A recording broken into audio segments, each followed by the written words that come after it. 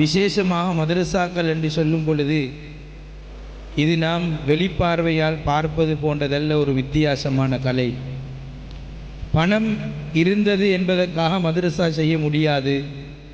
ஒரு தனவந்தர் வந்து பல மாடிகளை கட்டிவிட்டார், என்னிடத்தில் பணம் இருக்கிறது என்ற அந்த நிலைப்பாட்டில், அந்த மமதையில் மதரசாக்கள் செய்ய முடியாது.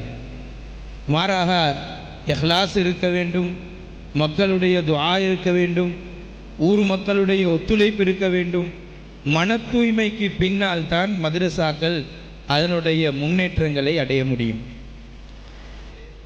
இந்த உலமாக்கள் இன்றைக்கு மதரசாவில் ஓதக்கூடிய புள்ளகளை ஓதி கொடுத்து வெளியாக்குறதுக்காக எவ்வளவு பாடுபடுகிறார்.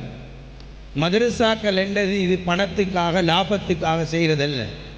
இன்றைக்கி நீங்கள் ஒரு புள்ள, ஒரு மதரசாவில் எத்தனை புள்ள இருக்குது, மந்த்லி 5000 எடுக்கிறாங்க. அதை நீங்கள் கல்குலேட்டரில் பெருக்கி பார்க்க வேணும்.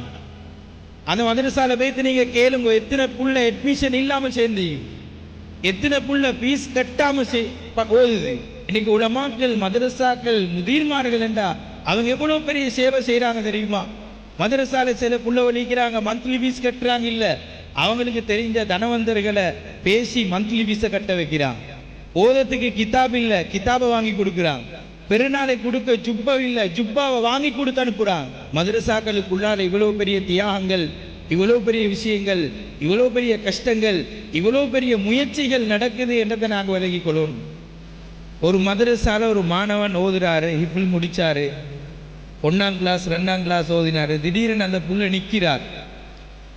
யதார்த்தமாக உள்ளத்தால் மதரசா செய்கிற உலமாக்களுக்கு அது எப்படி இருக்குமெண்டா அவரோட புள்ள மௌத்தானத்துக்கு சமனாகிரும்.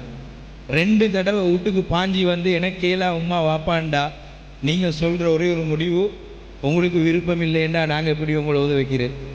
இது உங்களுக்கு ஒரு வார்த்தை, இது உங்களுக்கு ஒரு நிகழ்வு. என் மகன் 2 வருஷம் இங்கே ஓதினார், அவர் 7 ஆண்டார், நான் கூட்டிகிட்டு வந்துட்டேன். ஆனால் ஒரு உஸ்தாத், ஒரு மாணவன் 90ஆம் ஆண்டு ஹிஃபுத முடிச்சுட்டு ஓதாமல் பைத்திப்பார். 90ஆம் ஆண்டு இடையில போனவருக்கு அவர் ஓதினதே ஞாபகம் இல்லை. ஆனால் அவர் யதார்த்தமான ஒரு உஸ்தாதாக இருந்தால் அந்த பிள்ளையை நினச்சி கல்பால் அழுவார்.